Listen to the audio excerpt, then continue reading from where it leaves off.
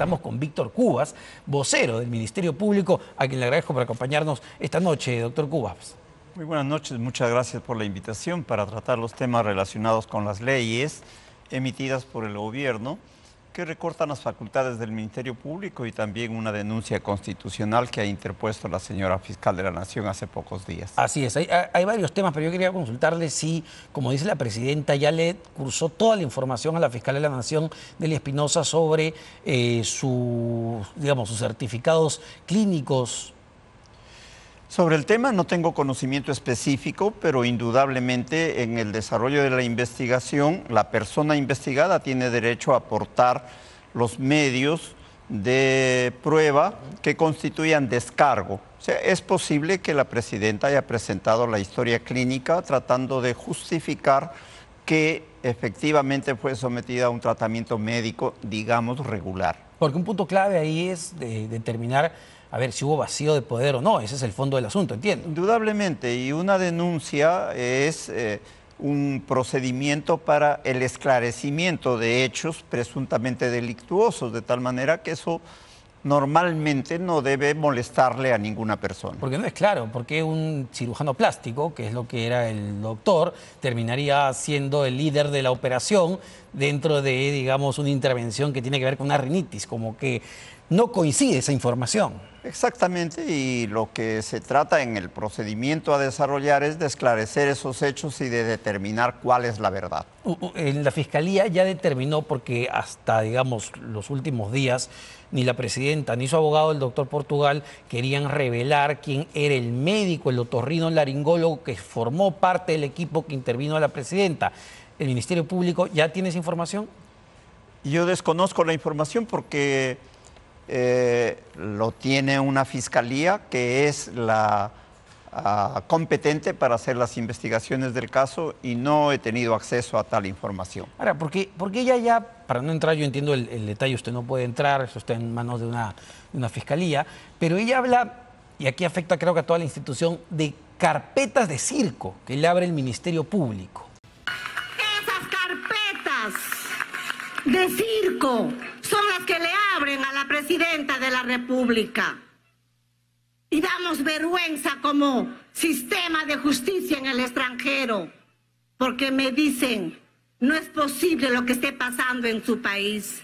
Y todo lo contrario, me felicitan y me dicen, presidenta, usted no sé qué ha hecho en 2 años de gobierno. El Perú ahora es distinto a como estaba antes. Su inflación en 2%. Su moneda más fuerte. Ha crecido económicamente. Presidenta, la felicitamos y envidiamos al pueblo peruano porque están mejor que cualquier otro país de América Latina. Sí, yo creo que hay un desatino de altos funcionarios del Estado de considerar que una denuncia constituye un acto de persecución al funcionario público. Y no es así. Una denuncia es un pedido de investigación y el funcionario investigado, y en su caso los ciudadanos denunciados y sometidos a investigación, deben colaborar con las investigaciones, máxime cuando sostienen que los hechos atribuidos son falsos. Entonces, con toda tranquilidad, esperar el desarrollo de las investigaciones y el pronunciamiento de la autoridad. Es una expresión incorrecta, tratándose, ojo, no de cualquier investigada en este caso, tratándose de la presidenta de la República. Indudablemente, y siendo altos funcionarios del Estado, creo indudablemente que están obligados a respetar los fueros institucionales y a referirse a las autoridades con el debido respeto, ¿no? Y aplicamos el dicho, respetos guardan respetos, porque de lo contrario se quebranta el principio de autoridad. Ahora, sobre otro punto, porque usted justo menciona, y entiendo que es la preocupación no solo del Ministerio Público, sino del país, del marco legal que no está permitiendo justamente a las autoridades, incluso a la policía, al Ministerio Público, al Poder Judicial, combatir la delincuencia, combatir la criminalidad. Pero la presidenta hoy también en este discurso, en un respaldo que da al ministro Juan José Santibáñez, dice que prácticamente el Ministerio del Interior ha desmantelado a esta organización criminal que ya todos conocen, internacional, que es el Tren de Aragua. Ella dice lo siguiente: le estamos dando guerra. Ustedes han visto en estos días cuántos delincuentes ha capturado. Mejor escuchemos el BAI, es un tema muy puntual. Mi presencia allá ha significado de que muchos inversionistas que miran a nuestro país con esperanza, con fe y con confianza, que es lo más importante, han querido reunirse con la presidenta Boluarte para que puedan decirme: quiero invertir en su país. Su país es el mejor país que está calificado económicamente, políticamente en la región, en Latinoamérica. En nuestro país, si bien es cierto, tenemos la inseguridad ciudadana, no es un tema solamente neto de Perú, es un tema internacional, y por eso que nos hemos reunido también a inicios del año pasado con todos los países que estamos en el CAN, en el Pacto Andino, para ver de qué manera articulada vemos el problema de la inseguridad ciudadana. Pero también le estamos dando guerra. Ustedes han visto en estos días cuántos delincuentes ha capturado el ministro del Interior, nuestra policía.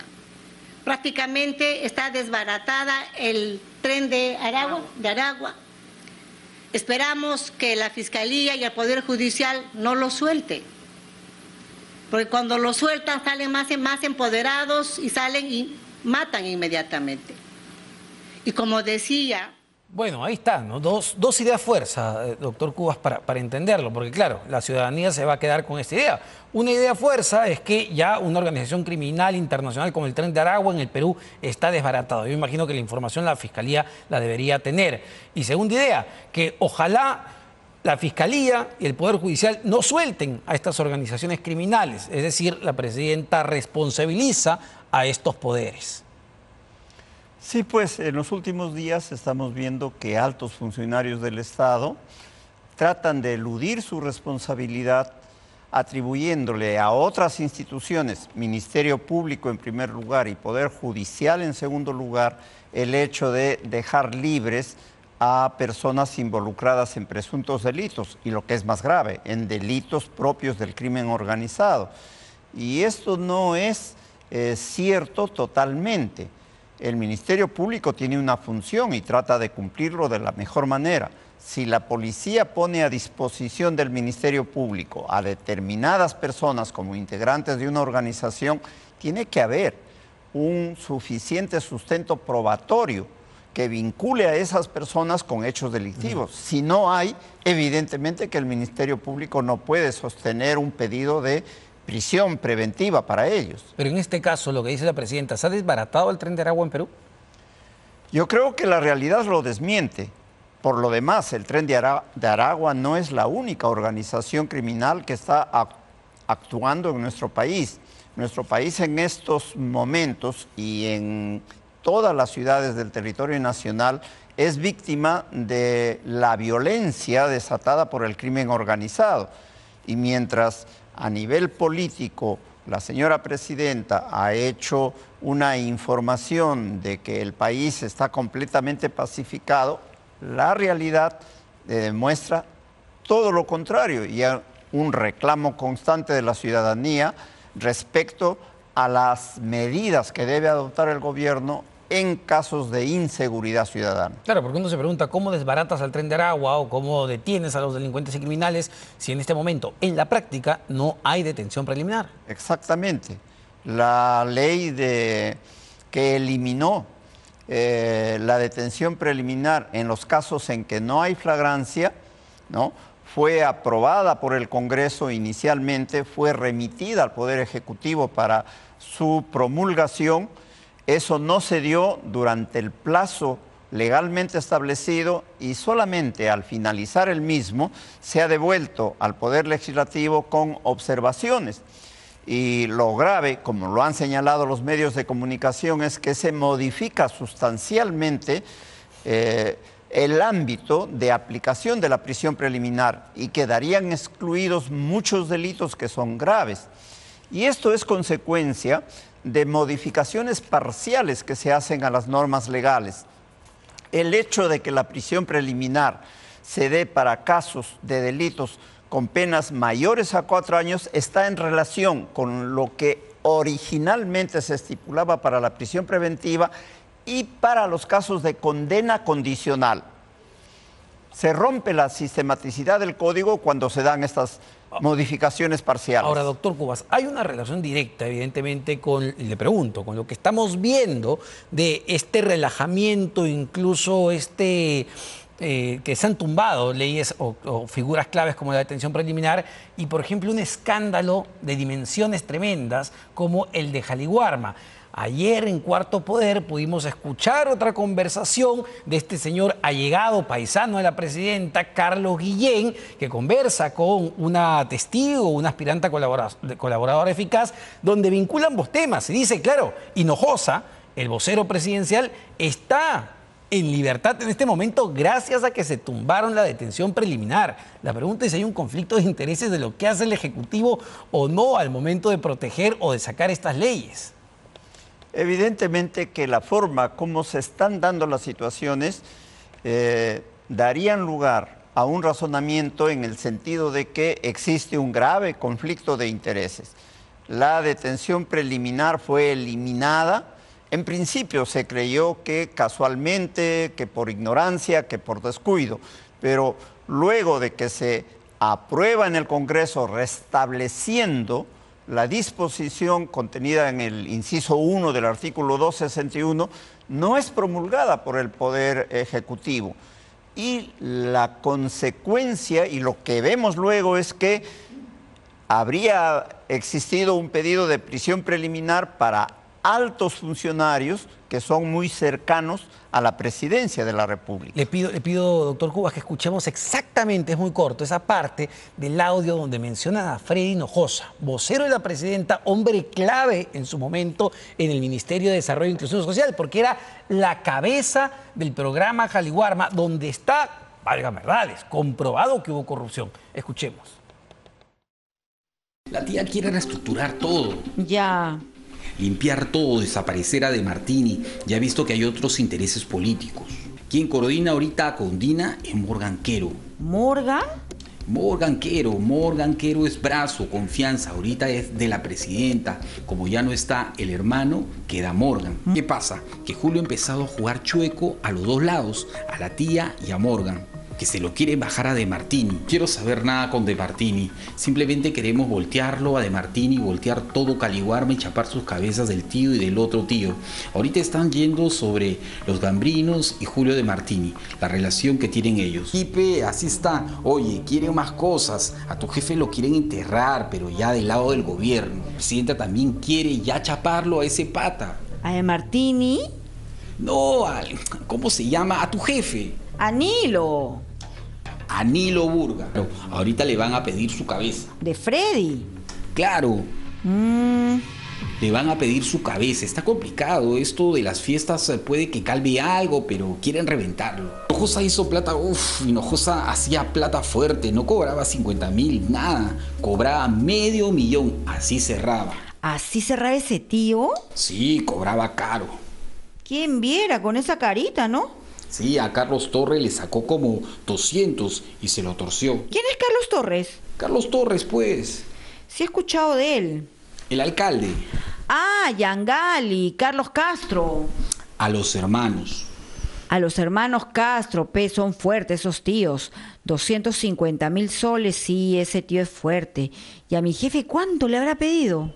¿Cuánto le habrá pedido? ¿Tantos millones? Estamos hablando de los funcionarios de más alto nivel, más cercanos a la presidenta Dina Boluarte, como son Julio De Martini, ministro de Desarrollo e Inclusión Social, como es Morgan Quero, ministro de Educación, como Freddy Hinojosa, vocero de la presidenta, en las palabras, aunque él lo ha negado, de Carlos Guillén, paisano de la presidenta, que la conoce desde el Club Apurímac. Yo le pregunto, doctor Cuba, yo entiendo los detalles que a veces uno no se puede entrar, pero, a ver, un caso como este, tan complejo, tan grande, con redes de corrupción en el MINSA, en el MIDIS, se está pudiendo investigar desde el Ministerio Público cómo deberían, cómo tendrían que hacerlo.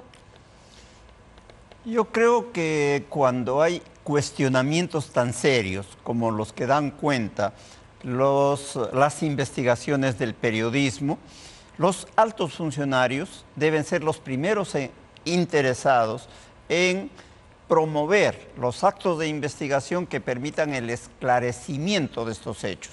Y si, como lo sostienen, están libres de responsabilidad, como se dice popularmente, libres de polvo y paja, pues que eso lo determinen las autoridades.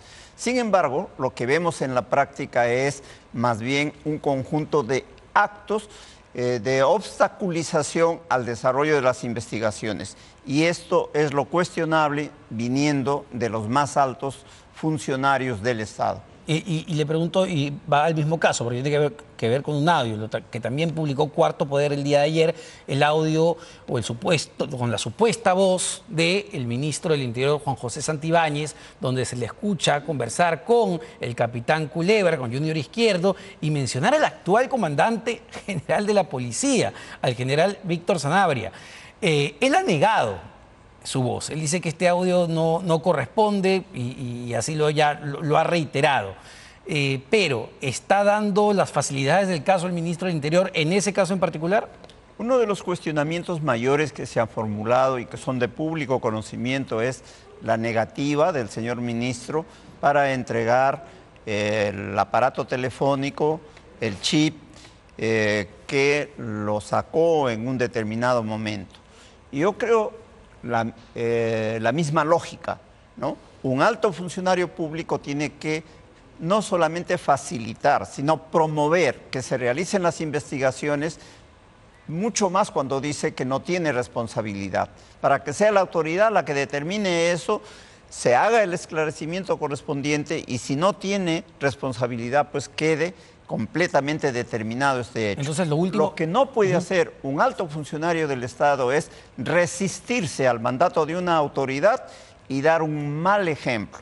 Si un ministro de Estado se resiste a cumplir una disposición del órgano constitucionalmente con competencia para investigarlo, ¿qué se espera de los delincuentes que cometen actos delictivos? Eso determina la falta de respeto a la autoridad, el quebrantamiento de este principio. ¿Santibáñez, el ministro, se está resistiendo justamente a las autoridades, se está resistiendo a la investigación? No ha asistido a varios mandatos, a varias citaciones, se ha negado a entregar su teléfono celular, cuando debería ser el primer interesado en facilitar la investigación. Ahora, entiendo que justo lo decía, no solamente es la detención preliminar. ¿Cuáles son las otras preocupaciones del Ministerio Público, doctor Cubas? Que en los últimos 2 años, el año 2023 y 2024, se han dado un conjunto de leyes que obstaculizan el desarrollo de las investigaciones. Tenemos, por ejemplo, la ley 31751, que pretende limitar el plazo de suspensión de la prescripción. ¿Qué significa eso? Hay un tiempo hábil para que el Estado investigue. El Código lo establece en un tiempo igual a la pena fijada para el delito. Por ejemplo, para estafa 6 años. Pero se establece que este es el periodo ordinario. Si hay actos de investigación, se produce la suspensión del plazo de prescripción y se vuelve a establecer otro plazo que se llama extraordinario. Pero si finalmente el plazo extraordinario es equivalente a la mitad del plazo ordinario, entonces si transcurre en el caso de estafa 9 años, el hecho prescribió para todos sus efectos. Más relajamiento entonces. Doctor Cubas, nos queda poco tiempo. Quería una última pregunta sobre el caso de los fiscales Rafael Vela y Marita Barreto. Entiendo que hay una investigación por la compra y remodelación de sus casas. ¿Esto es una investigación abierta en el Ministerio Público? ¿En qué etapa están? Yo tengo entendido que cuando se ha propalado la noticia, se ha dispuesto correrle traslado a una fiscalía competente para esos casos, que se supone que debe haber abierto diligencias preliminares, de tal manera que los investigados puedan hacer el descargo correspondiente y si se determine la veracidad o la falsedad de esos hechos. ¿En tanto son separados del cargo, suspenso, suspendidos, algo en particular? La doctora Marita Barreto tiene una suspensión, pero por otro caso derivada de una disposición de la Autoridad Nacional de Control. El caso del doctor Vela, por esta denuncia, no tiene ninguna medida hasta el momento. Entonces, hay que esperar que se hagan las diligencias preliminares y que se produzca el esclarecimiento de los hechos. Perfecto, doctor Cubas. Muchísimas gracias, Víctor Cubas, vocero del Ministerio Público. I can't see the issue. Yeah, believe me, I need to keep myself in line. But I